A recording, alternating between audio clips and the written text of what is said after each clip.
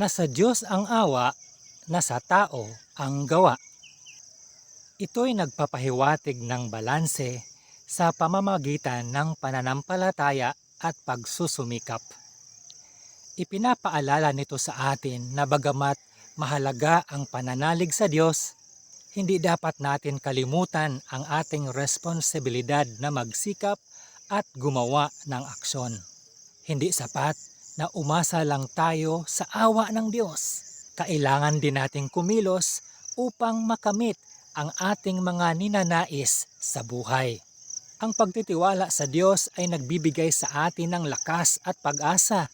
Ngunit ang ating mga gawa ang magdadala ng konkretong resulta. Ang kombinasyon ng pananampalataya at pagsusumikap ay ang susi ng tagumpay. Sa ganitong paraan, napapakita natin ang ating pasasalamat sa mga biyaya na ibinibigay ng Diyos. Sa makatuwid, habang tayo ay nananalangin, patuloy din tayong kumikilos at magsusumikap at dumidiskarte sa buhay. Ang paggawa ng mabuti at ang pagsusumikap ay mga paraan upang mas maging makabuluhan ang ating pananampalataya.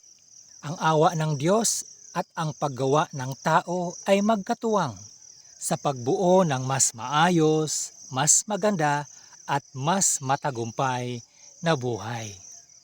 Magandang umaga.